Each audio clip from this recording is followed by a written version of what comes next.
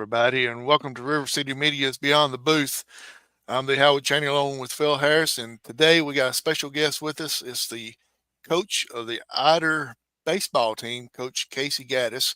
Coach Gaddis, I did not give you a proper introduction.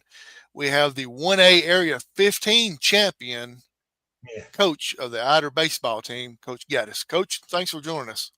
Yes, sir. Thanks for having me, guys, this evening. And congratulations on the area championship. I know that's got to be huge for you and your squad. Yes, sir. It's the first one we've had. I told the kids about 2 weeks ago it's been 13 years, but it's been 14. Last time we had one was with Coach Hanna. Rob, y'all had him on a couple weeks ago, but he was the baseball coach then, and they won it in 2011 in the 2A area. So that had been the last one. And we'd won one in 09, and then I think we'd been in the postseason like 3 or 4 times in a row, but 09 and 11, as far back as I can remember, the last 2 we've had. So it was a big night for us kids.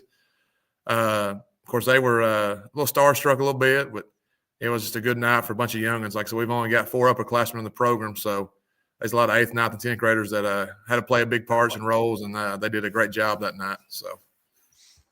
And as we kind of talked about a little bit before we went on the air, that's what's crazy about doing this. Some of our best conversations is before we actually hit the live button. But yes, sir. As Phil was talking about, let's introduce you again. Yes, this is Coach Gaddis, the new and improved look of Coach Gaddis with the yes, sir, clean shave and everything. So, how does it feel to be different, or not different, but look different? I guess you could say. Well, like I was telling you and Phil before we started at live, I ain't been this clean shaved since about 19. Me and my wife went on our first date end of May of that year, and then started dating in June. Was engaged in December of the same year. So I've had a lot more hair since then, but of course I've had a big red beard and I've been called everything but Coach Gaddis, you can imagine. But it's a lot cooler nowadays, and I'm trying to get my tan line even back up. So I got a little red, a little white, you can see on the side. So just trying to get that balance back, and taking a lot of abuse from my elementary PE kids, because you can imagine all the nicknames I've been called this week. Well, now you got to share the story on why you have this new look now. So, it's a big thing. It's a big thing. Absolutely. So I tell the kids every year, hey, we're getting the postseason, I shave my head, kind of wreck ballish, but it usually, for 1 or 2 of them, it usually motivates them a little bit to play a little harder. And then I said, hey, guys, I'll get in trouble at the house from the wife, but if we win the area, we'll shave the beard too. And so it's been about 5-6 years since I've not had a beard. So Wednesday, so we clinched it Tuesday at Ider, beating Skyline. I think it was 7-4. And then my sister-in-law, she's the hair lady at the tech school in Jackson County. She was at practice Wednesday about 3:30. We had the soft net up in front of me around the backstop. I was getting a haircut and the kids were practicing. So that's how quick it turned out. It didn't take them long to line me up a hair appointment. That's cool. That's awesome. Sometimes I got the same look, but it's just because of human nature. It just happens, especially up on top. For sure. So, we got a quick comment from Tyler Dalton. I'm sure everybody at Ider knows Tyler Dalton. The Ider Insider, baby. Ider Insider checking in. So, Coach, you hear a little bit about you.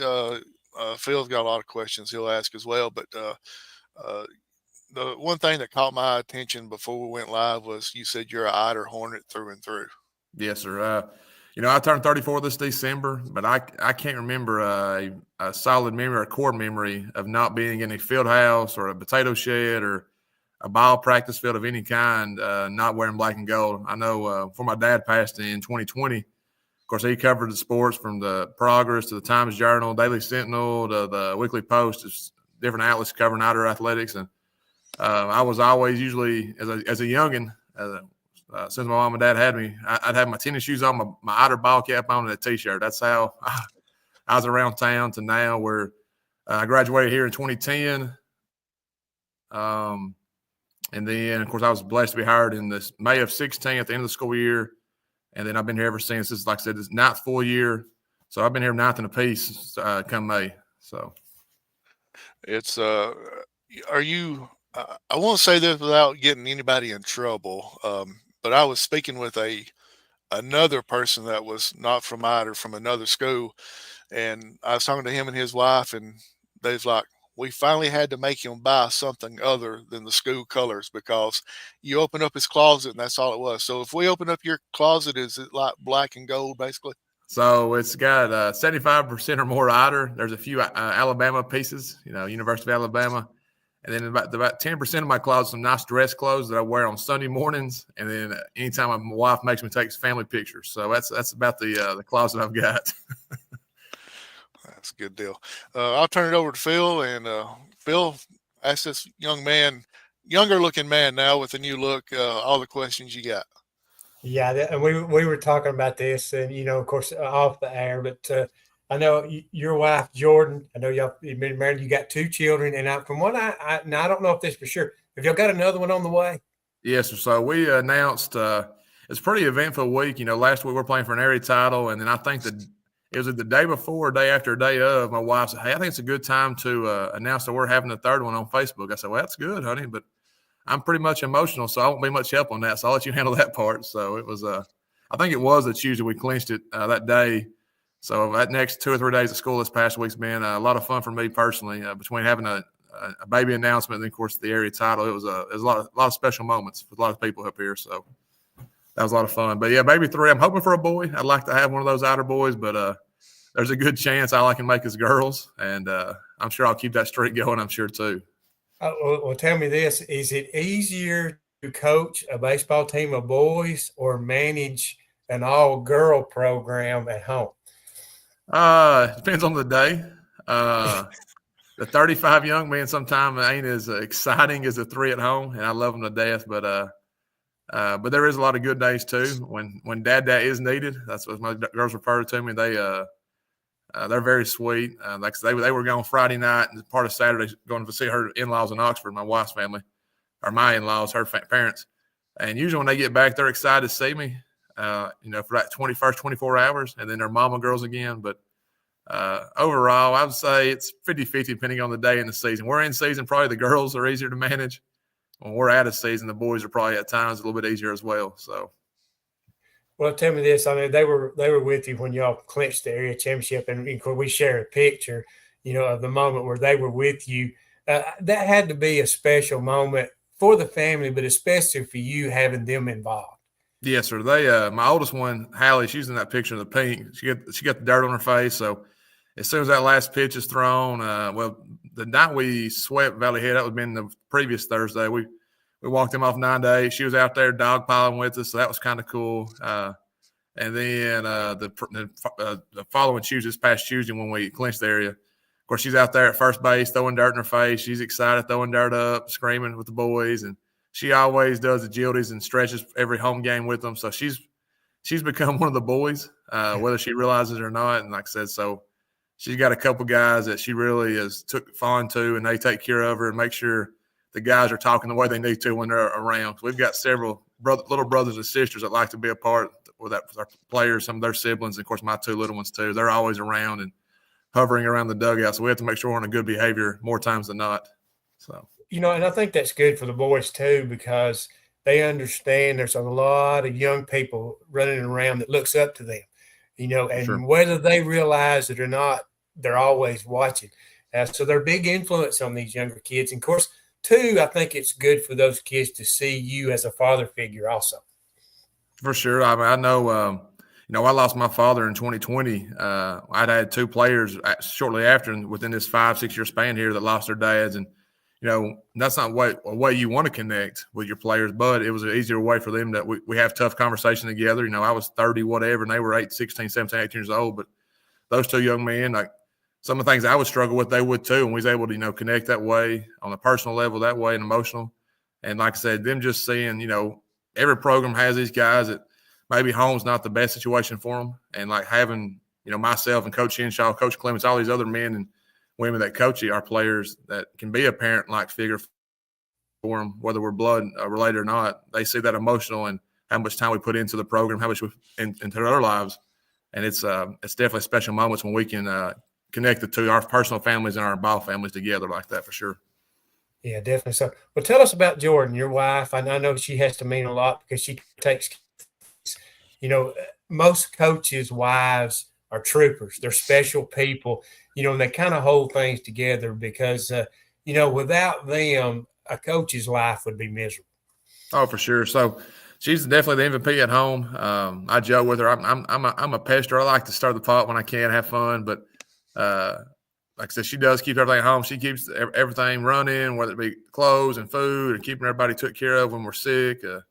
I'm not a very good patient. Of course, the girls, my oldest, she likes to have boo-boos, and when she's sick, she likes to play I mean, it's 100%. She's a patient, so she can't do anything. Bless her heart. And but no, she's whether it be at ball practices or ball games late at night, she's gets the girls in bed by herself. And of course, we got some great support cast around us. Her parents live in Oxford. That's where she graduated high school from. So I joke with her. I had to go several counties across the world to trick somebody to marry a ball coach. But she's like I said, she's the MVP of our family. And like I said, without her, I'd be lost right now. And of course, being the mother of about to be 3 kids, that's it's a big responsibility. And like I said, she stays at home with the girls, and whatever this next one will be, that's something she's always dreamed of doing, and me being a coach at Ider. So it's kind of worked out. We're both getting to live our dreams out in unique ways, but she does a lot. And like I said, it's we have 2 rules amongst ourselves. We try to, being a coach, we stay off social media. It's easy sometimes when,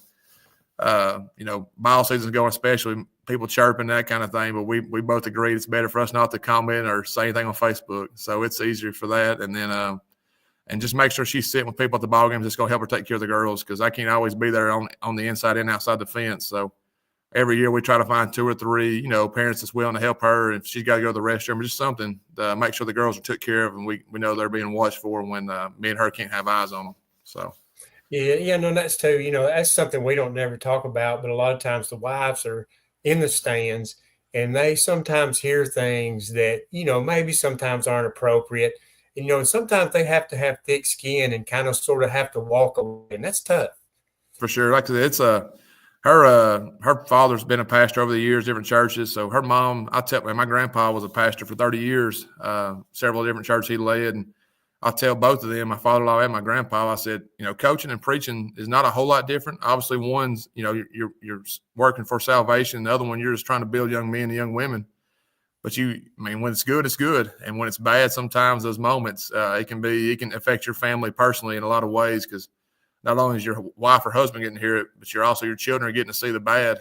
And it's hard for, I know my 2, they're not old enough just quite yet, but my 3-year-old, she's starting to repeat a lot of things. And sometimes she hears things that she doesn't need to hear at the ball field. And my grandma got red-faced a couple weeks ago, so we had to have a conversation with Hallie that sometimes you don't repeat everything. But it's I know as they get older and they're in a tougher situation, maybe they have friends in school and we coach some of those same kids, whether it be them or their classmates, I'm sure they'll have to be in a tougher situation. I just pray that, people will consider their feelings and them as people when they're mad at dad sometimes about playing time or, whatever may be the conversation of the day.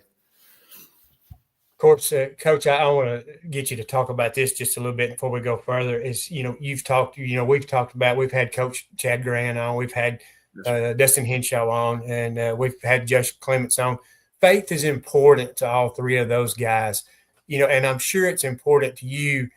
And I know, coaches nowadays, they don't, I don't think it's fair what you say you preach to the kids, but I think they need it more and more, is to lead by example so that they see what you do off the field, because used to it's just kind of tough love and everybody understand that, but it's a different world today. For sure. Like I said, I was saved at 11 at Ider Baptist, VBS, where I still attend. I started attending the church there at 10. I'm 33 now, so I'm getting close to 25 years. I've attended the church right behind the school. So not only does that church have a huge impact, but there's several in our community that, preach faith and, try to help in our athletic and extracurricular programs as much as possible. But, some of the role models that I got to grow up with was, of course, when I was younger, before I even started playing, was Coach Wales. He was up here for 15 years. And, of course, everybody knows who Coach Tinker is, 17. Just you're not going to meet better men than them too. And, like I said, that was 2 of my big-time role models and part of the reason I got into coaching, like I said. But they lived by faith. And sometimes there are tough moments and tough situations, but I never seen either one of them lose their composure to a point where you couldn't say, hey, them guys ain't Christian or Christian men or Christian leaders. And I've been blessed, since I've been here. Of course, I got to work with Tinker for a little while before he left and went to Fort Payne. Of course, Coach Grant, he's faith-based. Coach Henshaw, Coach Clements, Coach Keith, Miles, he was here for a couple of seasons. So I've been very fortunate to work with a lot of good men. And like I said, that's something we do before every, baseball game. And we talk about it, throughout practice and that kind of stuff. We pray for everything. And one thing I try to mention in every prayer we have with the boys is, if they don't know the Lord, they don't have salvation, I pray that that'll happen to them very soon. And that's, something they hear, 30, 40 times a year, but it's something I hope they get told a lot at home and just, when we're not around the ball field or with Coach Gaddis or Coach whoever. So. Yeah, it's definitely so. And that's great leadership. I think that's good. Now the way things are. And you talked about Coach Tanker, and I want to touch on him just a little bit. Of course, I played against Coach all day. My 3 years when he was, I got to know him a little bit. He used to come down when I worked at a store in Valley Head. He'd come down every Saturday during football season and come in and talk to me. So I got to know him a little bit. But Brent Tinker, I want to talk about him. And also your dad a little bit, Gary Gaddis. I mean, he was all Ider. And you're the same way he was. And I know of him. I never met him, but I know of him. But these two, Brent Tinker and Gary Gaddis, your dad, were probably the biggest influences on you getting into coaching, I'm going to say. Yes, sir, 100%. With Dad, I don't know if we ever missed an Ider event growing up. There's a couple. I remember a few Friday nights I had to miss for whatever reason. Maybe it was less than 5 from the time I was probably little to I graduated high school. And I'd always get mad at my mom just because I knew Dad wouldn't let me miss, but it might be a family something or somebody got married or something. But no, it's just we didn't miss Friday nights. It was almost as bad as I say this, almost like a religion at our house. We're gonna be there on Friday night with Coach Wells or Coach Tinker or whoever at that moment. But no, like I said, looking at all the yearbooks, I've had classmates. My dad, like he was the most school spirit guy in high school. Just different things. Like I said, and like I said, I remember one time I was either 9 or 10. I tried to quit playing football, which I would have regretted deeply. But Coach Wells was still the football coach up here. And, of course, him and Dad were best friends, and they were close. And I'm pretty sure Coach was in my dad's wedding. I'd have to go back and ask for sure, but I'm pretty sure that was what it was, or vice versa. Maybe Dad was in Coach's wedding. And I wasn't going to play football for that year. So Dad brings me up to the field house. Him and Coach Wells are in the old field house at that time. And I was going to go in there, sit on the top with them, and they shut the door and said, "Hey, we don't talk to quitters." So very quickly I learned that I was going to be an Ider Hornet football player. If Dad and Coach Wells were going to conversate with me, it took about 30 minutes of tough love. And within that hour, I was back at the Ider Park practicing on the big field for football practice. But no, I just all the things he did for me, and just Ider in general. Like I said, that's the way the world is with NIL and transfer and stuff. And I want our guys to know, just because you're from somewhere small and it maybe not a ton of opportunities. Hold on, our lights went out. Sorry about that, guys. Hold on just a second. There it is. Our school lights sometimes go out on us randomly. But no, it's special. And that's when me and my wife were dating, I told her that, hey, we don't have to live in the city limits, but we're going to live in the roundabout area. As long as I'm living, got air in my lungs. My daughters, our kids at that time, we were still dating. I want them to attend Ider High School just because how much impact it had on my life. So my dad and my mom both, my dad's at 87, graduate. My mom's 89. They both being Ider Hornets. And, of course, my mom's family too. Had a huge impact on just things I decided to do and how I try to live my life. But with Coach Tinker, I mean, he was just I remember the toughest conversation we ever had was when he told me he was leaving. We was at the end of the school road here on Crabapple Lane. And I was going to the ball field, and he was at the end of the baseball season, we might have just finished. And he hadn't told me yet, but I remember him telling me that he was leaving and praying about it, and they had offered him the position at Fort Payne. That was one of the toughest decisions conversations I'd had with him, because I thought I was going to get 15 years of working with him as an adult and as a coworker. And I guess I had about 4 with him. And like I said, they were special years. And him and Coach Higdon and just other guys that, in that same generation that just had a lot of impact on me. But Tank was just that leader that, when things were bad on the scoreboard or good on the scoreboard, we were able to have good years and bad years as a player. He always led the right way, and there was no, can we do this or will we do this? We're going to do it the right way, and we're going to do it at a high level as long as we got a chance to compete. So, I mean, both of them just solid people. And, of course, I miss one of them a lot. But like I said, I'm able to talk to not many people know this, but when my dad did pass, I was at baseball practice in a little gym. We had got canceled that day for the weather. And my Aunt Vernie, she had come got me in the little gym up here where we practice at when it's too wet outside. And I knew when my aunt walked in, there's something funny about that day, because Aunt Vernie, she was a band girl, and her kids played volleyball and didn't play baseball, softball, obviously. So I knew when she come in the gym, it was kind of a funny moment. I didn't know what was going on, obviously, but we sit outside and talked. And so I left practice and I get in my truck. Of course, my mom, found my dad, at the house when it happened and stuff. So the first person I called was Coach Tinker. I said, "Hey, Coach, look, I don't know what's about to happen, but I said, I just need to tell somebody, and you're the first person I thought of." So just how their relationships intertwined. I spent a lot of Friday nights and times in high school, even after high school, with Dad and Coach Tinker in the field house watching film, breaking down film together. Like I said, both of them, just the years I got to spend with both of them has been a huge impact to who I am and what I believe in every day. So. Well, I've talked to Coach Tinker several times because I called football games when he played. I've always said he's probably the best football player I've ever seen as far as effort goes. I watched him one night against Plainview just single-handedly take over the game in the fourth quarter, and they drove and scored and won the football game. And when I've been at Jason Bowen asked me that in an interview one time, and I said, that was probably the most best effort I've ever seen in my life. He run backwards, frontwards. If they needed 8 yards on third down, he got 9. If they needed 12 on third down, he got 13. He just carried them to win that, and it always stayed with me. Of course, I saw him after he left Ider, and we talked about everything. And he told me, and I'm sure he won't mind me sharing this, but he said, he goes, this coming to Fort Payne was good for my family. Right. And that's it. But he said, he's still Ider Hornet at heart, naturally. And so, that means a lot. And he's always been very transparent, and I've always thought the world of him. And I hate to see him leave Ider, but it's just one of those things. You just never know how things are going to go. But I want to ask you about this, and we'll get into the baseball team a little bit. But I got a couple of things I want to ask you about. With Coach Tinker, there's a little story behind when y'all had football camp in Cherokee, North Carolina. And I wanted you to tell me this story about where y'all went white water rafting, but then you had to practice afterward. Tell me about that. All right, so that was one of the worst weekends of my athletic career. And all the guys will tell you that. We get there somewhere in North Carolina. You said Cherokee or wherever we said. We don't remember the location, but we get there, and it's like a teen camp. You go and you kind of do all kind of outdoorsy stuff, and we're thinking, hey, we're gonna have some outdoor activities. It's gonna be kind of fun. Well, we're doing like 3 days and like helmets, and I don't remember if we had shells on because it was hot, so it felt like we had full pads on that 2 or 3 days we was there. But I think it was the second or third day we go white water rafting, so we practiced like at 6:30 that morning, and then we maybe go white water rafting and come back, and it was like a 3-hour trip. You can imagine. I think they had like most of the offensive linemen in one raft. I didn't think they could hold us, but it did.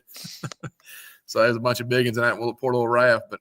And then we come back and practice. And we practiced 3 times in white water rafts for about 3 hours. And I've never physically been more exhausted But it was funny, that last practice today, it was the second to last practice of the day. One of our buddies, he was running sprints, and he rolled his ankle real bad. Like, we're hooping and hollering, thinking, God almighty, get up, dude. Like, he's going to kill us. Coach is going to keep on. And Coach went and checked on. He couldn't really get back up on his feet. And he said, all right, guys, we're done for the day. And we were so excited after somebody rolled their ankle to be done practicing for the day, because it was a long trip. And now looking back, I'd do it again in a heartbeat. But at that moment, guys, it was one of the roughest weekends of our athletic careers, because it's long, it's hot, and we probably got 9, 10, 11 practices in about a very short amount of time, plus white water rafting. So it was a very energy spent trip for sure. Okay, well, what's the story behind the Woodman of the World campground going down a slide? What's the story behind that? I didn't get all the details. This is a Coach Tinker story, I guess he brought up to you. So we're I don't know, we had this white water slide. We went swimming the night before, and we had a buddy who had been wearing a boot all fall camp. This is a good story too. I'll break this one. I ain't gonna tell no names, keep it anonymous. But me and the quarterback, one of my best friends at school, and we was walking down the hill with Coach Tinker, and because this night we was going swimming. So that's one of my other buddies. He'd been in a boot all fall camp. Hadn't got to do anything with us. So about that time we look up, he just threw his boot off, and he's on the diving board about 10 foot in the air. Doing a cannonball. I remember looking at Tank saying, well, I guess he's healed, Coach. He'll be at practice tomorrow. But the next day we was going down the water slide, and one of our freshmen, he had a brother my same age as me. We graduated together. And, of course, I thought it was a good idea to go head first. I get more traction. I'll be able to go faster. And about that time, I look up, and you had Ider and Cider on one side getting out of the pool, and you had this freshman on the other side. And I knew me and Ider and Cider probably caused a bigger collision. So I decided to go toward the freshman. And when we headbutted, guys, I lost all feeling in my right side of my mouth for about 12 to 18 hours. I ate everything on the left side, and we had pizza that evening. I couldn't even eat pizza. I mean, I couldn't chew it. It was very, very tough experience to tell Coach, hey, Coach, I may not can practice the rest of the week. But if we thudded, man, it's just, I don't know what happened. I don't know if it knocked a nerve or what, but it was a collision. So I chose the little guy instead of the Ider and Cider so we wouldn't have such an impact. Yeah, I imagine so. Now this story did come from a certain person that I'm going to ask you about. And he is, of course, tied to Ider and Cider. I'm not going to say his name, but you'll figure it out real quick. Of course, you already know. He was telling me about back in your baseball playing days, y'all were playing Rosalie. Right. And for sure. He said that late in the ball game, I think the bases were loaded with 2 outs, and he hit the ball through the second baseman's legs, and it was a walk-off hit to win the game. And everybody rushed the field and went after him, was going to pick him up and carry him off the field, but things didn't go well for you. He says that you did a big face plant. Well, I may have face planted, but we did drop him also. So it was a combo deal. We tried to, carry him off his shoulder. He was the king of the night, and we dropped him. There's 2 or 3 of us face planting pretty good. So it was thankful there was no social media in that time when we was 12. So that's been about 20 years ago. No social media, and phones were not up to date. So there might be a few pictures of it floating around somewhere, but it was a big night. Of course, Rosalie was always a big rival in rec ball, so that was fun. But now we dropped him, and a couple of us took a worse spill than he did. But tell us while we got him on the subject. Tell us a little bit about Tyler Dalton. Now, yeah, he is the Ider and Cider, but he's another one of those that's Ider through and through. I run into him every once in a while, and he lives and bleeds Ider athletics. For sure. Like I said, we went to school together. Like I said, he got here to 9th grade. He was his mom worked at Henniger. So, of course, we played rec ball together forever. I think we started probably somewhere about 10U, 9U, somewhere in baseball, and he played football with us. And, of course, then he started school with us as a freshman. Once, he ran out of eligibility at Henniger. But he's one of my best friends. We still do a lot together. Of course, he's on my booster staff on the baseball side. For any type of fundraiser at Ider High School, he's going to be involved in some capacity. He's either going to buy something or he's going to help sell it. And like I said, he's just through and through. Between the 2 of us, I'm sure that'd be a great debate who wears more black and gold, because that's between the Crimson and Alabama and the black and gold. I don't know who has more cloth in their closets. So it'd be a good competition and good situation there. But no, like I said, he's a big impact. Like I said, we have a Boston butt sale every year, and Labor Day, and this past year he sold well over 100, and that's you think about Boston butts go, that's a lot of meat, and he's able to generate a lot of dollars for us every single year, and we're so thankful for who he is as a person and just what he does for our programs as a whole, because he helps us all. And you'll see him on Friday nights with a towel in his hand. He's going to, about like old coach from Gaddis used to have in his back pocket, he's going to be waving that thing on big plays, big moments, and any chance he has a chance to help, he wants to be a part. He wants to do it the right way as well. So we're very thankful for all he does for us. Yeah, I know how important he is to Ider, and it's great to give him a shout out because he means so much to the people there, I'm sure. Let's talk about this year's baseball team. 20, the 1A Area 15 champions. Of course, you knocked off Skyline, Woodville, and Valley Head to win the area. You're going to be hosting in the first round of the playoffs. And of course, it'll be at Ider Park. I posted Henniger Park at first, and I got corrected on that. But it's going to be at, of course, Ider Park. And of course, before we get too far into that, the plan is, and I hear talk is eventually Ider is hoping to have an on-campus baseball stadium. Yeah, so that's the goal. We've got a couple of gentlemen in town that's going to, I hope after the season concludes this year, we're going to be able to do some dirt work maybe. That's the goal. And eventually, like I said, get it done. That's something we've needed for a long time. I know probably way before I was real big, about 20 years ago, they had a chance to get some stuff done. It kind of fell through for whatever reason. But, that's kind of the last piece as an athletic program where the baseball field would be, if we get that on campus, I mean, there's nobody going to be around that's got nicer facilities than we do, Not that our town park field's not nice. Like the mayor did a really good job over the offseason, finding funds to replace all the fencing up there. So they got brand new black fencing across the whole park. they redid the backstops for all the little fields, and just it's got looking nice. And of course, we did a lot of work on it COVID year, and after that a little bit to make it nice as possible. But getting a field on campus is going to be a ginormous step in the right direction for our athletic program, and that's something I tell everybody. Having 2 little girls at home and possibly a third one in November, I can't being selfish. I can't let the baseball program go yet until I see that project through. Part of it's being selfish a little bit, but I want to make sure it gets done for the boys. Because there's been a lot of men that's played baseball here, and we deserve that. And like I said, on the practice side of things, like by the time we transport kids to the park, we lose about 30 minutes of practice time every day, and that, over a course of a season, that adds up a lot of time. But it's a big project. We understand there's going to be a lot of money and a lot of things involved, but we're hoping as a community we can do a lot of it, and maybe the county can help us, meet us kind of in the middle for that project, because it's something that's needed to be done for a long time. I know when Coach was up here, Still Tinker, he tried to help us get it kick-started, and just things didn't go our way at times, and we're hoping, over the next few years we can kind of get that started, and maybe before too long have it on campus. Yeah, and to talk about that, I live here in Valley Head, and it took forever for Valley Head to get a home baseball field over at Hammondville. Of course, it's pretty nice now, but they even had to host their first round playoff game one year against Athens. No, it wasn't against Athens. I can't remember who it was they played now, but they played the first round. Had to play it at, they had to play it at Ider Park, which was great for Ider to, the city to reach out and let them do that. Otherwise, Valley Head would have had to have traveled that year. And Howie, did you want to share what Tyler Dalton said about hitting facility? Did you see that? Yeah, he said talk about the building hitting facility too. So we're right across the road. I mean, I don't know if everybody knows, but I grew up there. We had a house there going up a little square plot there, less than an acre. So we're in the works now. I've got paperwork sent to the state of Alabama. I can't remember the exact branch or the office it's at, but we're working on forming a nonprofit so we can create a facility right across the road. So it's going to be basically right across from the new gym. It's going to be a facility where baseball and softball can train year round. And also we're going to take care of our high school kids. We want our T-ball kids all the way up to our 18-year-olds to be able to use it. And like I said, we've got a nonprofit started, and like the paperwork and all that, the declarations and all that comes with it. It started. We had a lawyer in Fort Payne kind of help us with that.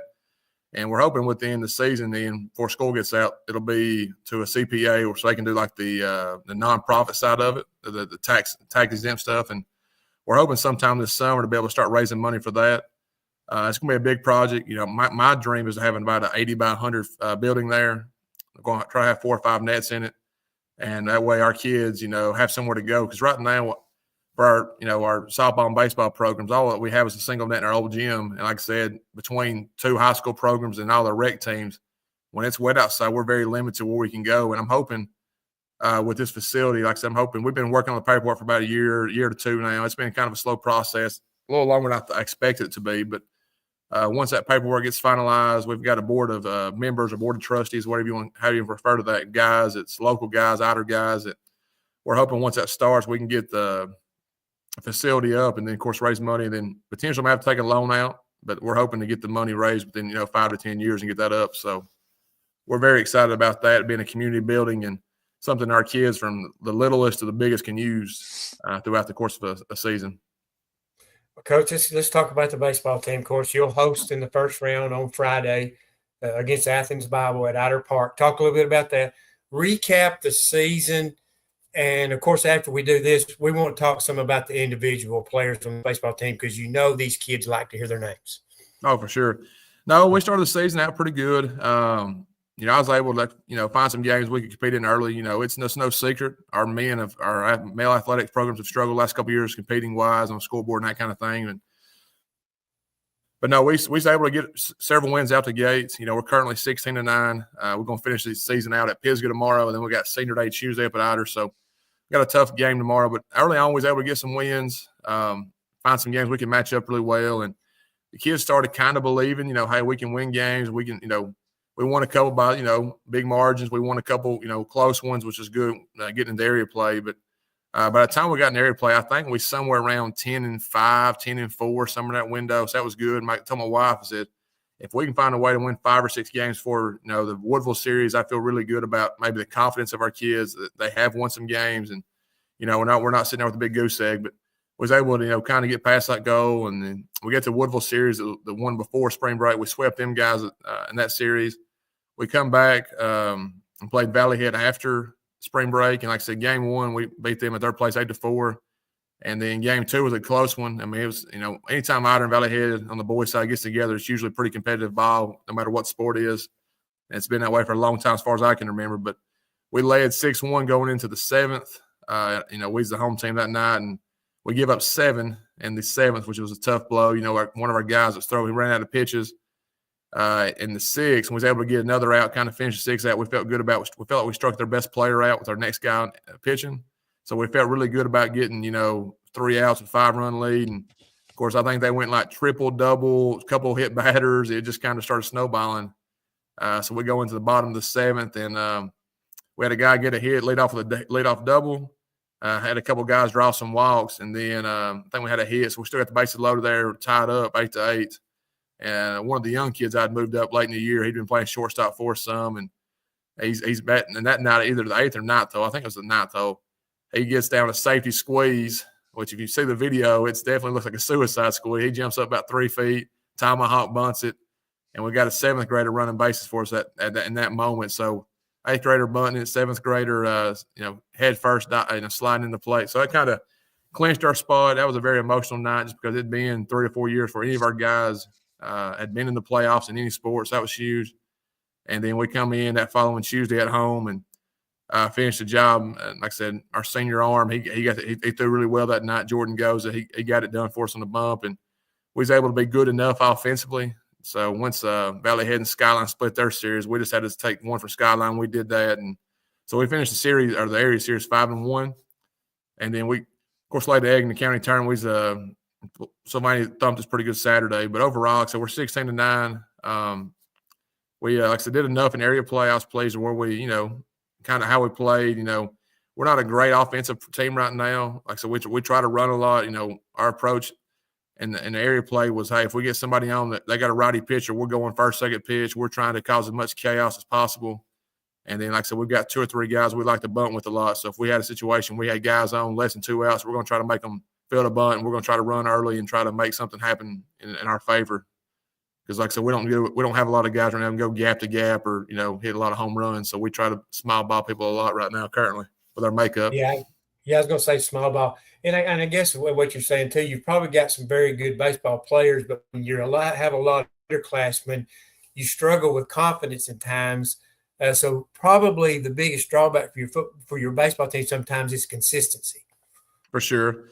Like I said, there's days where we have single-digit strikeouts, put a lot of balls in play, and then the next day we may strike out 13 times and have 4 base runners. So it's one of those, we hope we put a lot of balls in play, whether we strike out a bunch or not, but it's just, like we said, we went and played game 2 at Skyline the other day, Thursday. Of course, we'd already clinched the area, and y'all know how it is to get young guys excited about a game that, every game is important, every game matters, but when you've played and you've reached your team goal, sometimes that lag and that focus is not there. And like I said, of course, they threw their righty, and his velo was pretty good. And like I said, I think he's probably living around 75, 77.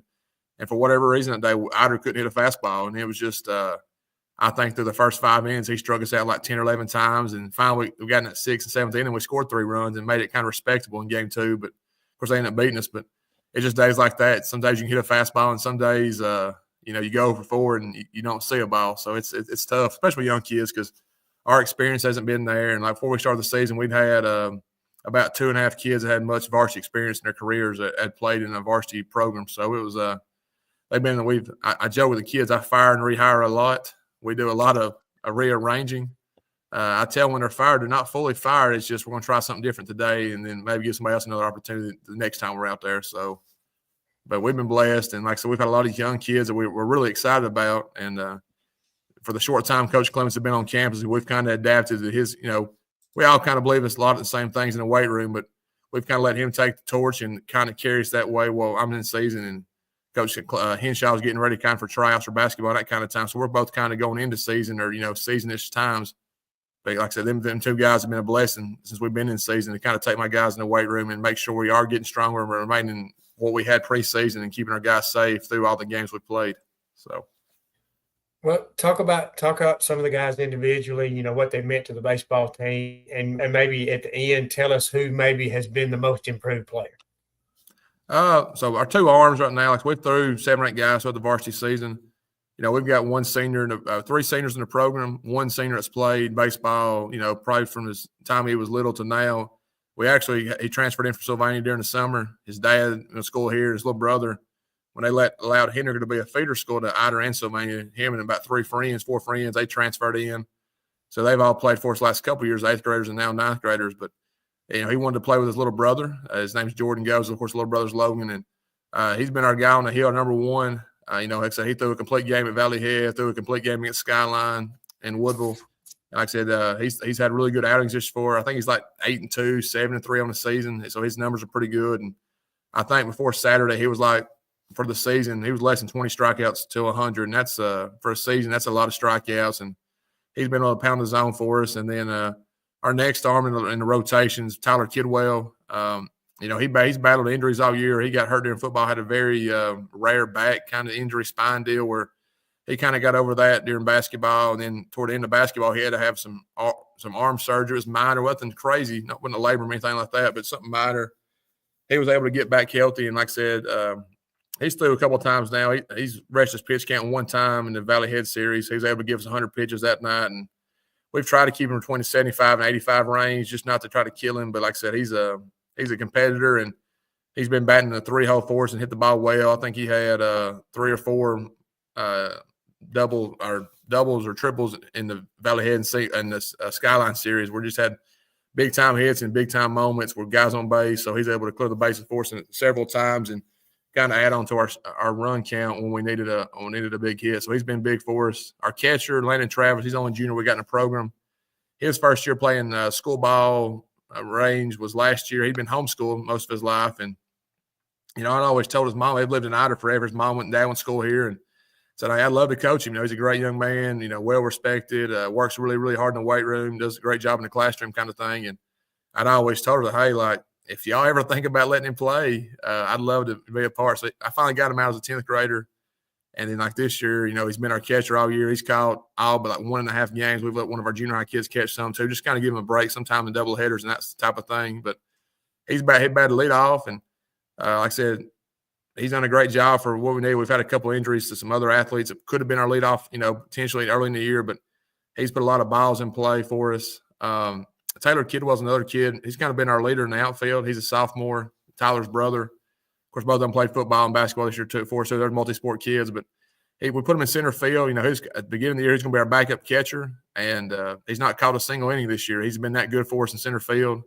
Of course, Landon's been healthy, which is a plus when you play a lot of games. So I think tomorrow's game 25 or 26 for us for the season. So we've been blessed to play a lot of varsity games this year, and but he's been a ball hawk for us. We've had to get on to him a couple times by maybe taking balls that wasn't his. But I told him, I said at the end of this conversation, I said I'm still glad you caught it. So we just got to learn where our range is. And I said, but if no one ever calls it, yeah, I'll let you play the trump card and you go get the ball. But he's been a leader for us, and we just had a lot of different guys, Easton Wilbanks and Cooper Edgeworth and Little Goza. And there's been a lot of guys, Trent Thomas in left field, Castleberry. We've rotated 3 or 4 guys in right field, Dalton Williams and Castleberry. And, of course, I know I'm forgetting somebody, and it's not on purpose. But we've been blessed, man. Like I said, we've rotated a guy that's been hitting the ball for us late in our DH, Aiden Wilson.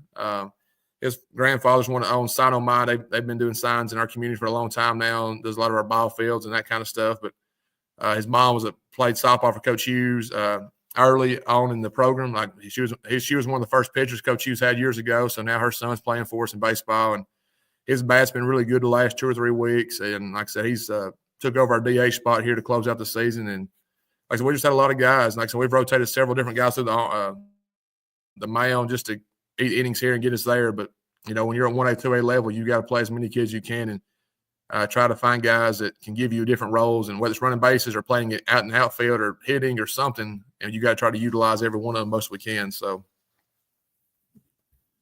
pretty much it.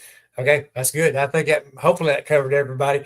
Well, now you've got the playoffs next weekend. Of course, you got two games left, but I'm sure fans are excited about the playoffs. You're probably going to have a huge crowd at Ider Park come Friday evening. Athens Bible, you hosted in the first round. Tell us a little bit about that. Well, like I said, I started making phone calls last week about them. I think they've played 20 games through the season, 12 different opponents. So I've been on the phone some with Coach Parsons at Woodville and different places that I've got some friends that can give me some information that have played them. And so some of the spray charts, they put a lot of balls in play. I went through 20 games last night from about 8 to 12 o'clock last night working on spray charts and just trying to find some tendencies. Does this kid bunt? Does this kid not bunt? You know, were they batting the lineup, that kind of thing. And the leadoff, I think Brad Merle is how you say the guy's name that coaches the program. I think his dad or uncle had the program before him. So it's kind of a family deal over there at Athens Bible, and they've always had great tradition. But I believe it's either his son or nephew. I think they're number one from what I've gathered. He's pitched every game, won an area play, and he's pitched against big games in our schedule and won a lot of innings, a lot of pitches.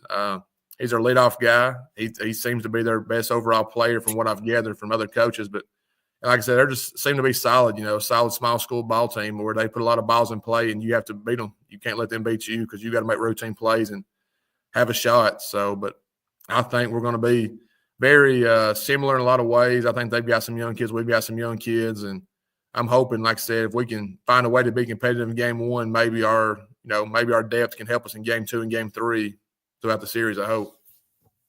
Well, I'll ask you this. I'm fixing to turn you over to Howie and let him finish up. But I want to know, when things are down, things are not going good, do you have a coach that you kind of reach out to and lean on a little bit? So, like I said, I've named 2 of my mentors, Coach Wells, Coach Tinker. More on the baseball side, Johnny Johnson, he's been big in my life. He was at Fort Payne for a lot of years, and now he's over at James Clemens in Huntsville. And, of course, I'm kind of envious at times. I'm trying to get a field on campus. He's got a full turf field. He's got a freshman field. It's got all grass, but it's as immaculate as you're going to find in Northeast Alabama. Of course, he's got all kind of resources, and he sends kids to college every year multiple times. But I've talked to him. When I first took the job 9 years ago, he was one of the 3 guys that I talked to quite a bit. And like I say, he's always, if I got a baseball rule interpretation or just a question about life or something, I usually text him. 2 other good guys that's always been in my corner is Brad Thomas, who is an Ider Hornet. He played here many years, early 2000s. I think he graduated in 01 here, but he's at Fife now. Was at Pisgah for a little while. I talked to him quite a bit, through text or, sometimes we have been in the same area. And like I said, a lot of times he has had the better squad at times, but there's been a couple of times we've been able to compete with him at times and cause a little chaos. But he's been good to me. Jamie Gilbert at Geraldine, another good, but I tell everybody he's a lot like Brent Tinker of the Geraldine area.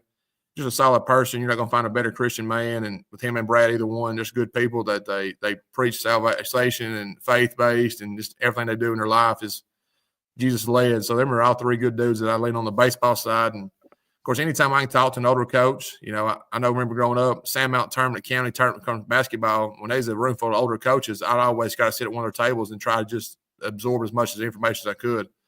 We'd sit there and eat chicken fingers, but we'd be talking about ball and just life and how they handled moments that maybe wasn't as easy for them. And I tried to take that to heart. There goes the lights again, guys. Yeah. So I know the Cab County's not overpaying the light bill. Hold on a second. But yeah, there's a lot of guys, but that's probably named 4, 5, 6 guys that's been good to me in my life and I can, relate to. And I know they're a phone call or a text away when I need something, whether it be important or maybe something that's really minor. So, well, I got one more question, and I'll let Howie throw the bus. I want to know, we had Josh Clements on, and this was before he's really kind of got his foot in the door. He was fixing to report to Ider, fixing to come in. What kind of impact, and I've heard people talk because I'm out around Ider a lot, I've heard people talk, what kind of impact has he had so far? Well, his energy is 0 to none. I mean, 0 to 60, it's fast. Yeah. It says you got a big old smile, and you either go big, give him a big bear hug, or he's gonna get you. So it's you got to respond the right way and quick. But no, he's high energy, and I love it because, like I said, when I first started teaching, I felt like I was a lot of energy, and I realized I wouldn't when I met Coach Clements. That's Coach Clements. We played together against each other. He's at Five, of course. I was up at Ider, and I tell him all the time. I say he used to whoop our tails, when he was younger, and of course we got to be upper class. He graduated, was able to compete a little more, but. He's a solid person, man. He's talked several times about his faith with the kids already over the last month, and something I know he won't mind us saying. I think our weight room when we changed systems, what we was doing before he got here and when he got here, we went through almost one cycle, but right before we got here, we kind of maxed, kind of seen where kids were and that kind of thing. And we, measured verticals and broad jumps and, of course, all the weight stuff and that kind of thing. And we just kind of messing around today and just kind of seeing. But as a whole, our freshmen to our seniors that's going to be back next year, we've increased our verticals 3 inches in a month. And like I said, that may not sound like a lot, but we know what we're doing is being effective. And we're just hoping, like I said, our kids continue to keep buying in. They've worked really hard. And like I said, that's really not ever been an effort. It's our kids' effort, but it's just getting kids, keeping them out in programs. Sometimes our scoreboard situation may not always be the best scenario, but like I said, keeping kids out from the 7th grade to 12th grade, because like I said, we've had a lot of kids over the years. They might want to play as a 10th grader, but they might take their junior year off and come back to the senior. And y'all know, as a ball team, ball players, it's hard to take a year off at the high school level and be as effective as you are when you left. So that's kind of been our goal with all 3 of us. Special Coach Cummings getting here is trying to find a way to balance our time, to keep our kids excited about all 3 sports, working together at a high level.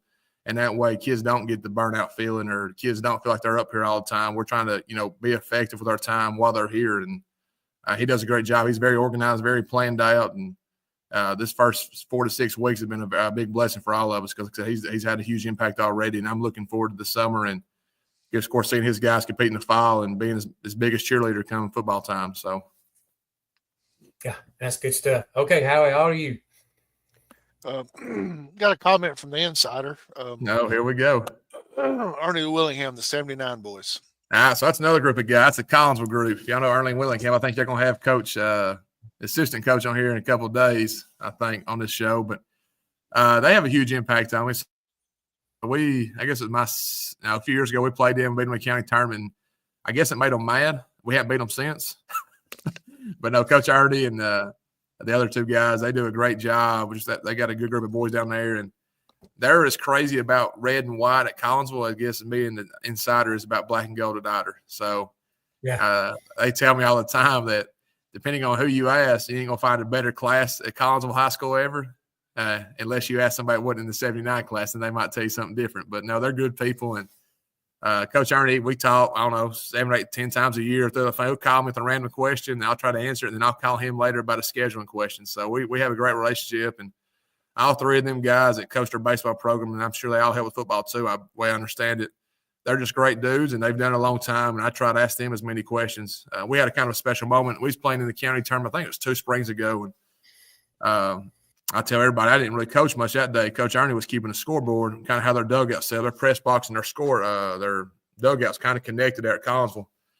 And he sat there in the dugout with me. It rained a lot that week, so we had the towels. We was drying balls off. He was keeping a scoreboard, and I had 2 guys coaching my base at that time. I think the only thing I did was call time 2 times to argue calls, and the rest of the time I talked to Ernie about life. And it was 2 of the best hours I've had in a long time at that point in my life, because we got to really catch up, and he got to teach me a lot of things and do's and don'ts and things he'd regretted, things he thought he'd done well over his career. And it was just a lot of special time. And what's cool about that is his wife or somebody close to the Collinsville program got a picture of that. And as a young coach, that's one of my favorite memories is, leaning on somebody that had done it a lot longer than I have at a higher level, of course, that I have so far, and getting to spend that time with them guys, because like I said, they have done a great job in their communities. And I look forward every time we do compete against them. We try to upset them and, do something special. But like I said, even if we don't, it's always a good time, and they're always really good to my kids and the program itself. Yeah, well, just to add to that, Ernie, you got to watch out too. There's on your toes when he's around, because he'll embarrass you real quick. It don't take him. I know. Hey, he remembers everything. I've been trying to get him to come on, and he kind of sort of deflects me away. So we're going to have Teddy Helms on. I guess I'm going to have to wait till he retires, and then maybe I can get him on. Because sure. I do want to get him on in the future, and he just gives me a hard time. And I said, well, I'm going to get you one of these days. He said, okay, I'll give in sometime. So, well, I know he's still old school. He's everybody does Game Changer now, and he does the paper book still. So he has somebody does Game Changer for him. So he may blame it on the laptop or the link, but he's an old soul, but he's one of the good ones though. And I'm thankful to be able to learn from him and coach against him and compete against him when we get a chance to, for sure. Coach, you mentioned all the players and everything. What about the coaches that help you out? Yes, sir. So I've got a handful of guys that help me. So our junior high this year, Coach Caminetti, Kyle's his son's name. I about messed up to Jesse, his first name. So he's a Sandrock guy originally. He played ball at Sandrock, and But he's just a super dude. He's been coaching baseball for 20 years, and we got him his first year last year at Ider. And how we got him, I'll never know. And I quit asking him because I don't want to make you mad and leave. But he'd worked with Johnny Johnson at Fort Payne for about 15, 17 years there, 18 years, whatever that range was. And so getting him as a assistant coach, that had a lot of years of experience, been a blessing for me as far as structure and practice, just managing the field, managing the program. He tells me all the time he never wants to be a head coach, but I don't understand why not. He would do a phenomenal job, and he just got all the experience and just the baseball knowledge to be a great leader, and he is a leader for our program. But he's on our junior high primary the last 2 years because he's had a son that's he's going to finish his senior baseball season this spring. So anytime our junior high wasn't playing, he was at Fort Payne with his wife and her family supporting Kyle, their son. And then J.D. Blaylock this year, he helped our junior high. I got a 7th grade catcher named Blaze Ott. That's his stepbrother. So Blaze's mom and J.D.'s dad, they've married. And like I said, that's how they're related now. But he did all our catchers this way. He'd work with our catchers once a week this spring and throughout the offseason, just trying to give them some extra work and that kind of thing. So he's been a blessing. Like I said, he's been a young guy, so our junior high guys were able to connect with him a lot and have a lot of good relationships there. So they did a great job.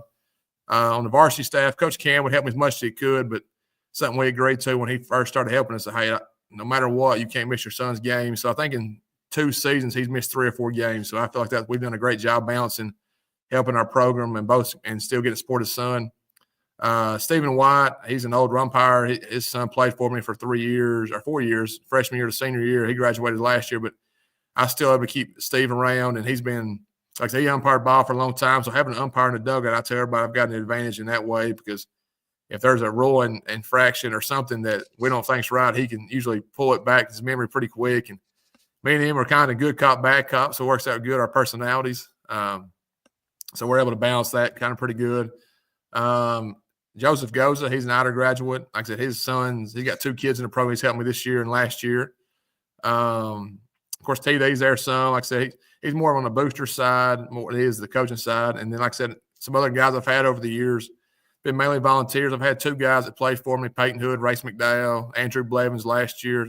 All 3 of those guys played for me. They've given back in some capacity in some way. And then guys that have kids have graduated, Jeff Whitaker, Jason Hood, A.J. Blevins, Kent Weldon, just guys that have helped me over the last 9 years. Before I got Coach Cam, he was the first full-time assistant I'd ever had, and that happened in year 8. So it's been a lot of Coach Rayner, he's our defense coordinator. He helped me for 3 years there when he first got back to Ider. We played ball together. He's a year ahead of me in school.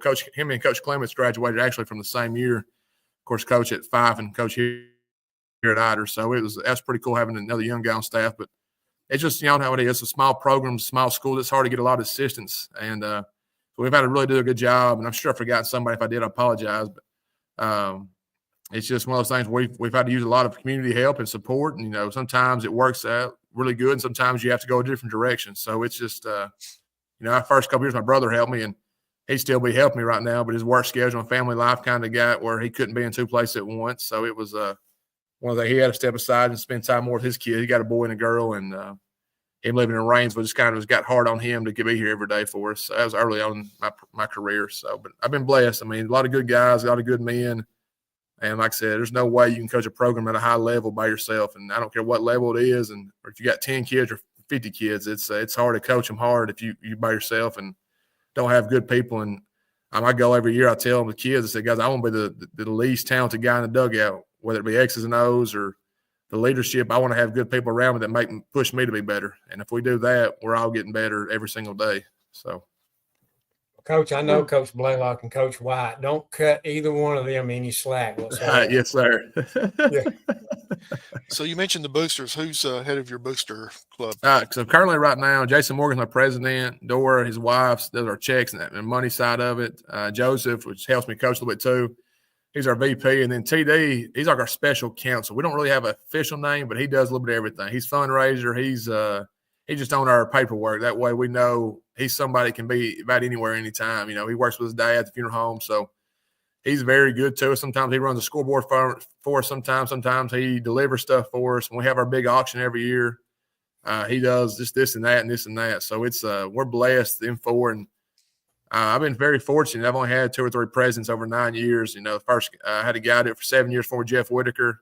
that was a blessing. Like I said, and then I had another guy do it for a year. And then, of course, Jason, this is his first full season of being the president. So I've been on the booster side, I've been able to keep things pretty consistent, not have a lot of turnover. And that's been a blessing too, because you start turning over a lot and have a lot of different people get involved. Sometimes it's hard to keep things moving in the right direction. So we've been blessed to keep a pretty consistent booster club moving on the tracks most days. So another comment real quick from the insider. A whole lot of Reese's Cups have came through these 9 years. Yes, sir. So earlier I tell everybody, I said those first few years I probably ate as much poundage in Reese's Cups as I did normal food, I guess. But I don't know. Like I said, we have a food truck, so I don't know if everybody knows that sells our ball game. So Coach White, Steven's brother-in-law, his sister-in-law, they have a food truck, and like I said, they do it throughout the year. So they've been setting up for about 3 or 4 years for us. But they have a milkshake called the Gaddis Special. So they take peanut butter and strawberries and Reese's Pieces. And so I'm pretty popular at food truck. The kids said, Coach, that's pretty gross. I said, I drink one. I promise you, and as gross you think. For now, we have about 20 of those sell every night. So they're thankful. I'm thankful I get my free one every night. And of course, we do eat a lot of Reese's Cups. It's kind of like my Coach Saban oatmeal cream pie. He eats oatmeal and I eat Reese's. So it's kind of that effect. Good night or bad night. The bad nights I eat a lot more though. Yeah. Caleb says TD is a great guy. Yeah, that's one of our seniors, Cronin. He's his first year. Well, he tried to cut play as a 9th, 10th grader. I can't remember. He decided it wasn't for him. He's come out as a senior. He's done a lot of base running for us and just a great athlete. Of course, he played football for us, and he's one of our running backs. He plays hard, man. He works hard in the weight room. Just a great kid. And I tell him and another one of our seniors, Colton Campbell, said, the only regret I have for y'all two coming out as seniors, I wish y'all had played from the 7th grade up because, like I said, y'all missed a lot of skill work and development, and they've done a great job as being good people in our program. Like I said, the biggest thing is that they missed a lot of reps as younger kids, and that's the difference right now for them. But I've been blessed to coach both of them, and they've both impacted my life too in a big way. So, Coach, we've kept you about an hour. I got a few more questions if it's all right with you. Absolutely, yes, sir.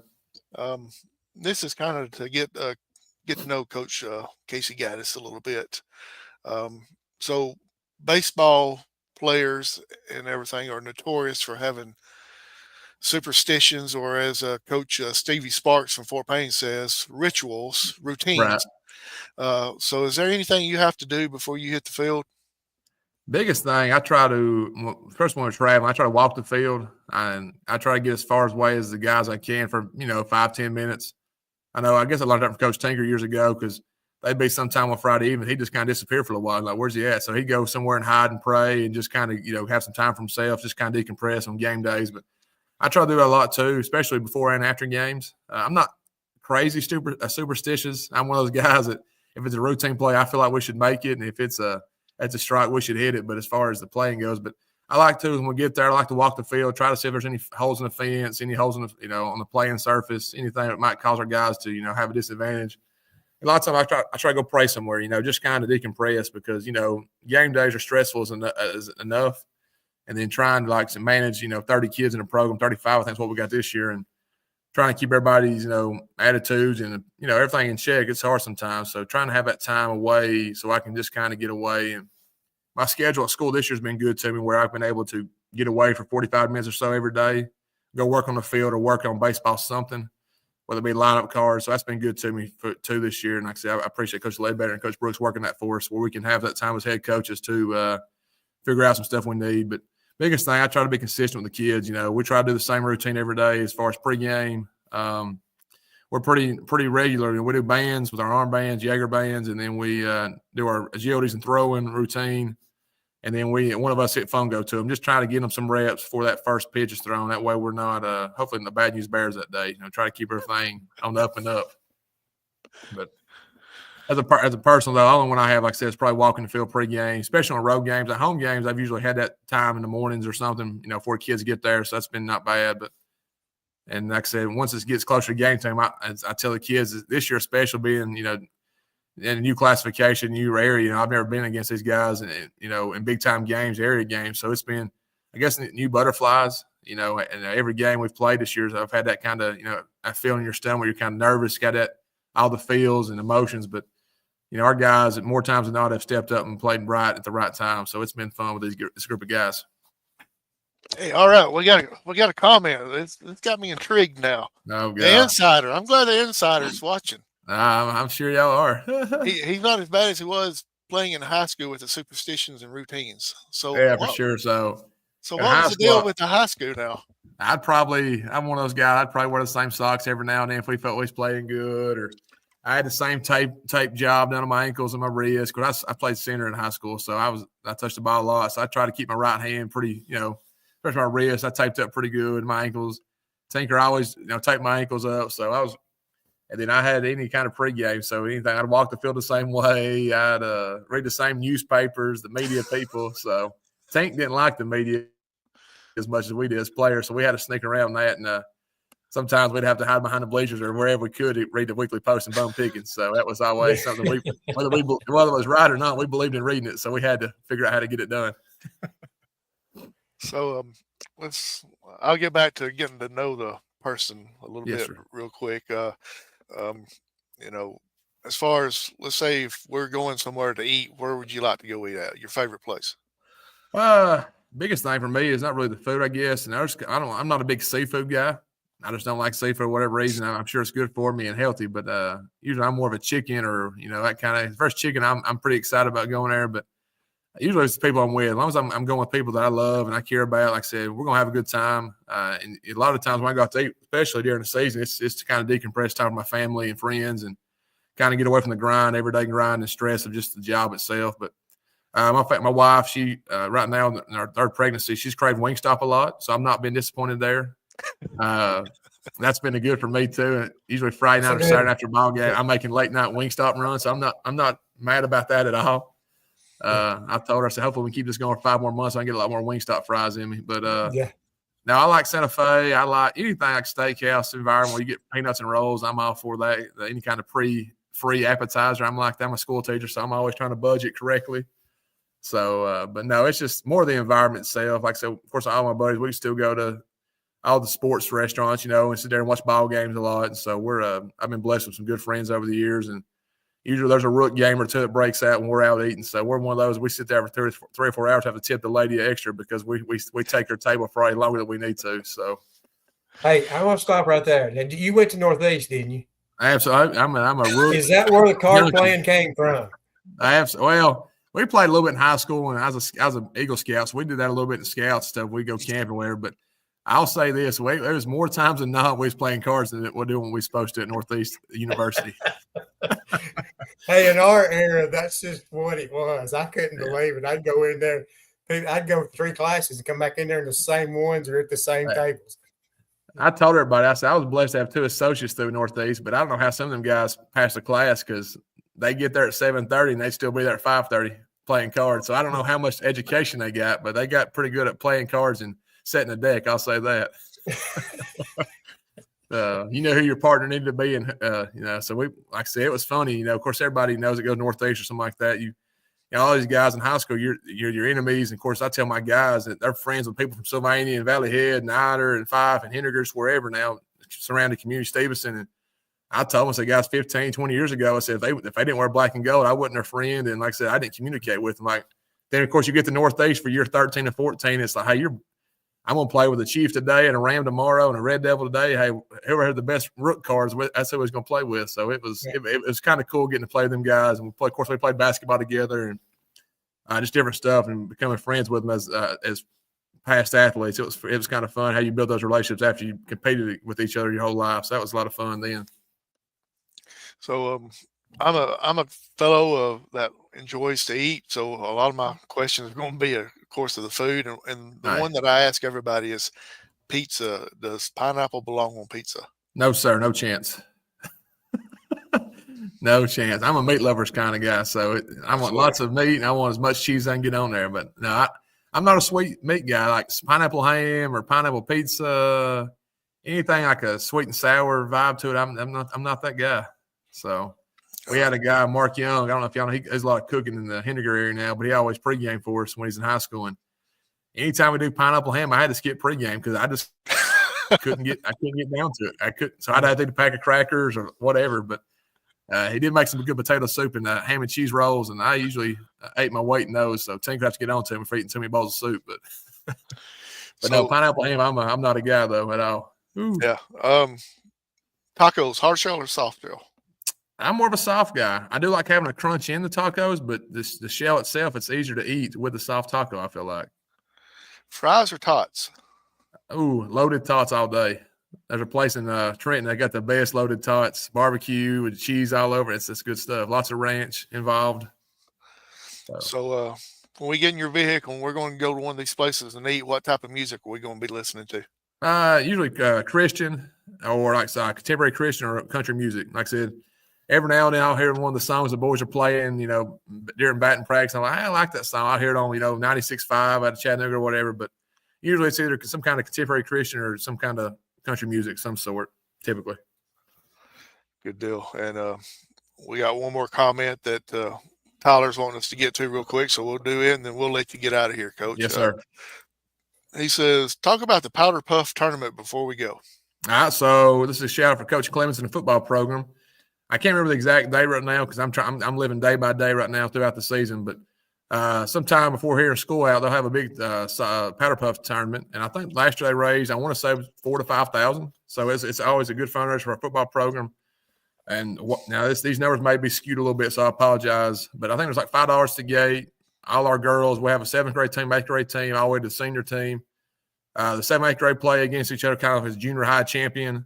And then they'll do like a bracket for the 9th through 12th. And I think there's 3 to 6 games. Some years they do double elimination. Some years they do single. But Coach Grant kind of got that started. But the community, for whatever reason, they've took a lot of attention to it. And the girls enjoy playing in it. So it's a good fundraiser. The football players and some of the other male athletes, they'll get up there and coach the girls. So that's always fun. Some teams are well organized and some teams can't get along. Y'all can imagine. Yeah. So, but it's a lot of fun. And like I said, most of us coaches, we help either referee it. Like last year, I sponsored the 7th grade team. And like I said, so we either sponsor a team or we kind of help each other with that because it's a fun night for the community. And the girls enjoy getting to play in it. And of course, the boys, and they're either cheerleaders or coaches. So it's either way, it's entertaining. So it's a lot of fun. Tyler says it's going to be Saturday, May 10th. So I'm sure if anybody right. knows, Tyler would know. Absolutely. He's got better dates than I've got for sure. I know you're more worried about coming Friday. I know. Yeah, Friday and Saturday is my next big goals. Like I said, we're going to play the next 2 days and have fun and compete and get better. But we're hoping to find a way to have something ready for Athens by when they roll into town Friday night. Coach, we appreciate your time. Kept you a little bit longer than we anticipated, but enjoyed talking to you, listening to the stories and everything. Best of luck upcoming this weekend, Friday and Saturday. Tell us what time this first pitch is going to be Friday. Right. So game 1 and game 2, Friday night's going to be 4:30 and 7, roughly. You know how baseball goes. Sometimes you get a 3-hour game. Sometimes you get 90 minutes. But that's our goal right now, 4:30 and 7. We've sent it to the state. And Mr. Ken Jones, he's kind of the guy over the umpires in District A. So we've let him know that. And then if we split Friday night, we're going to play Saturday at 12. So that's kind of our 3 projected time slots right now. And I don't want to get nobody in trouble with the AHSAA, but I know the pricing for the playoffs is going to be a little bit different from the regular season. So what's the prices for the playoff games? Don't quote me on this. It's going to be between 7 and 10. I've got to talk to my admin tomorrow, see if they've got anything. I submitted the form Saturday night to the state, like both teams' records and coaches' info and that kind of thing. But I think the last time we was in the playoffs in 22, it landed somewhere between 7 and 10. And then when Go fans get involved, there's a small fee on that too. So it's best I remember, I think we did do cash ticket stuff, but we still had a Go fan option too. And then at some point in the playoffs, I think Go fans is the only option. So whether you agree or disagree with it, it's just the way the world is now, and it's part of the new athletic structure. But it'll be, I know the regular season was 5. I know it's going to be more than 5. I think it's somewhere between 7 and 10 during the postseason. Unless you were to get to the finals, then of course they add a little more to the finals. Yeah, that's something that people don't realize. That AHSAA is in control of it. Once the playoffs start, the local teams has nothing to do with it. It's all the state then. Yeah, I'll try to send a few Facebook comments out there throughout the week, trying to prep everybody for that. That way, maybe we don't get as many upset feelings towards me or my admin team, and we try to prevent as many upset emotions as possible on the ticket pricing. Yeah, because that you know who gets the money when that playoff time, when they come swooping in, of course.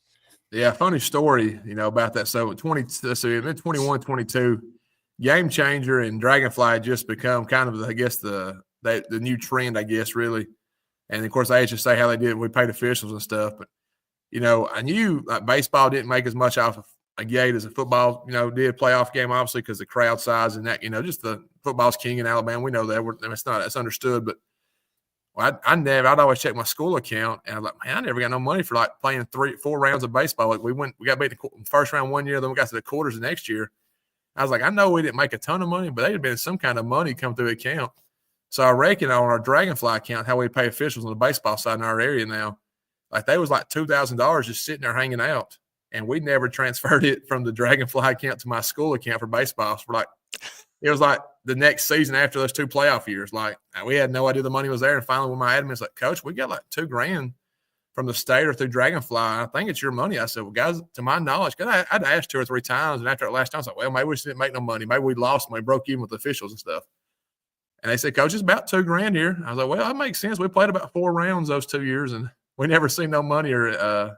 So that was just kind of I haven't really advertised that, but you brought that up. I was like, well, sometimes you have to check on it because with all the technology involved now and the hands that touch the money, sometimes you have to remind them that we still need our cut for our athletic programs. So, yeah, absolutely. Yeah, quick question from Tyler Dalton, of course. Food truck going to be there Friday.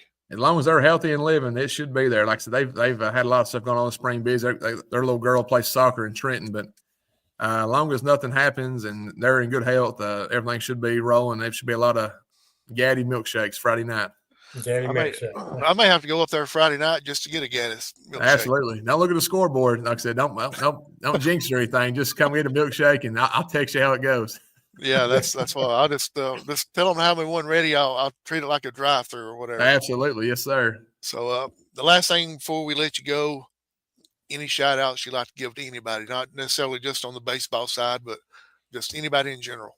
First and foremost, Coach Tinger taught me this a long, long time ago. We had a banquet up here one night, and he forgot to mention Miss Shannon. And he never forgot that after that moment, whether Miss Shannon, and I tell my wife all the time, if you can be a Shannon Tinker as a coach's wife, we've made it, because Miss Shannon is just a great example. Of course, her and Coach both are and everything they do. But so I always try to shout out my mom and my wife, especially because both them ladies have done so much in my life. Of course, my grandma, the rest of my family as well. And my mom's side is extremely close. My dad's side lives more than Chattanooga. We still see them, even though he's passed, but it's not as often as I'd like. But of course, my wife and my mom, they both do so much for my family and have raising me. My wife's still raising me. I don't care if you're married. As men, y'all understand, you're still being raised and taught every day by a woman in your life. So that's my wife's job now at this point. She's trying to get me to 50. I'm at 33. I'm working to 50. But and then it's the community. To me, like I said, not everybody enjoys working where they're from, but I love this community. And sometimes, over the course of a decade, the old Pirate that coached at Washington State and Mississippi State, he talked about before he passed a couple years of college football. Every year, as you're out of place, a year longer, you make less friends. There's always somebody mad at you or upset. But I've been blessed over a decade now as a fan, as a player, now a coach for nearly 3.5 decades as an Iron Hornet, to make a lot of good relationships. Now, at times, y'all know, as being working the athletic side, there's people that upset with you and that mad at you.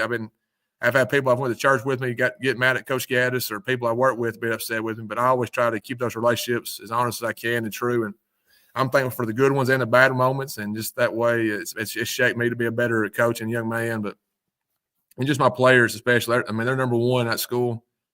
Without our players, we wouldn't have programs and we wouldn't have opportunities to talk like we are right now, because it takes those young men and women to compete and sacrifice so much throughout their high school years to be able to have coaches. So without players, we wouldn't have coaches. So that's really it. Of course, all our coworkers and admin, they keep our athletes in check and make sure they're doing and living the way they're supposed to when it comes in the classroom, and just making sure by the time we get them for athletics and practice and ball games that they are better than they were when they got here this morning or the morning, of. Hey, Coach, I want to ask one question before Howie goes out. I want to know, what's your favorite all-time baseball movie? Favorite baseball what? Baseball movie.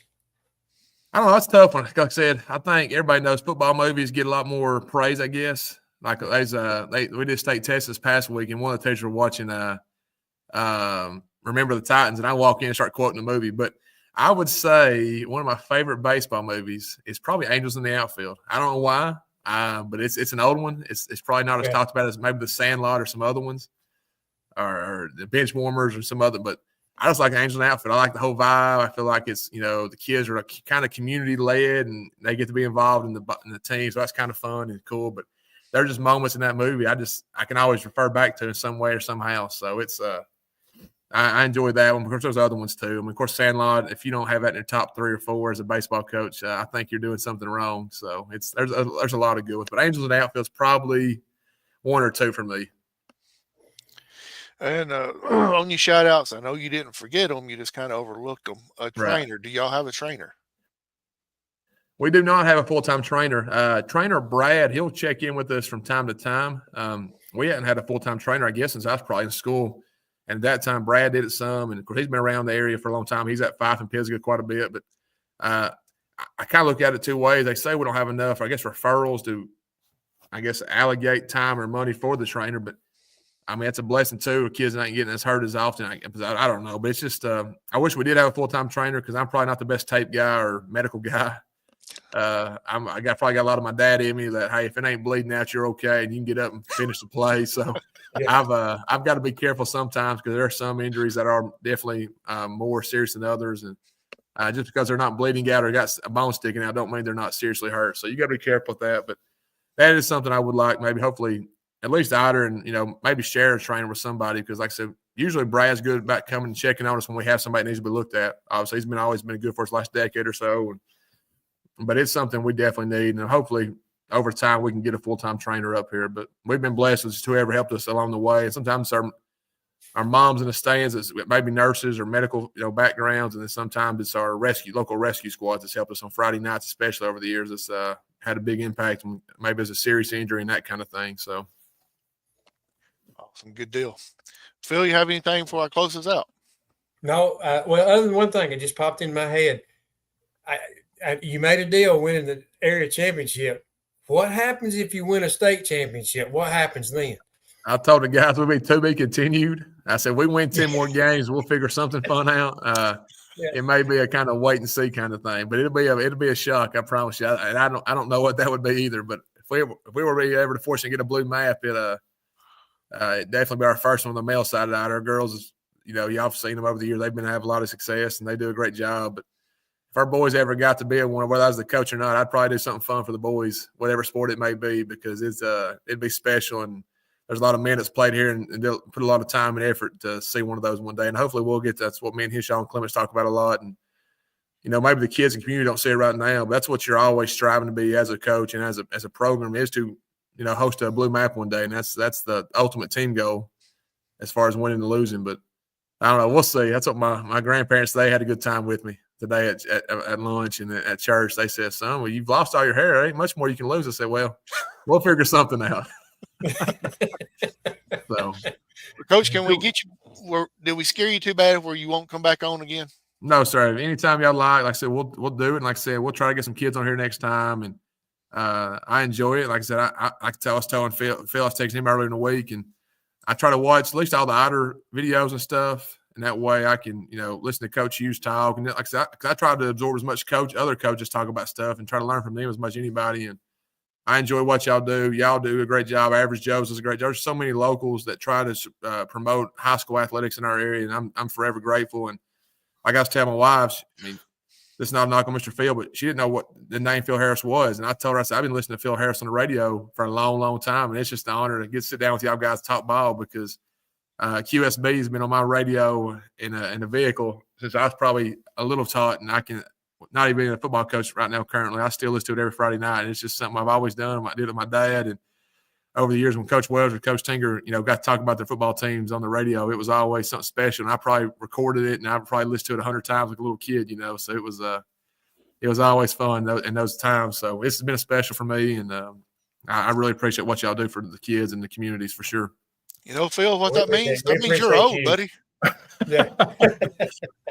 Knowing his age, right?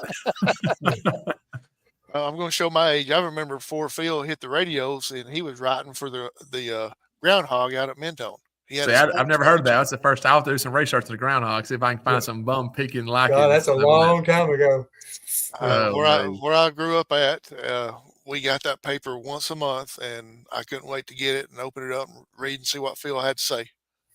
And, That's awesome. Yeah, him and his colleagues, they've done a great job over the years just promoting it because and what's crazy, I didn't know he was a Valley Head Tiger until probably I started coaching. Like I knew, of course, you'd been around involved with sports forever, but I didn't know you was from Valley Head until probably when I started, 15 or 16. That was, I don't know why, Yeah. but I just didn't know that. So Yeah. small town guy, just living a dream.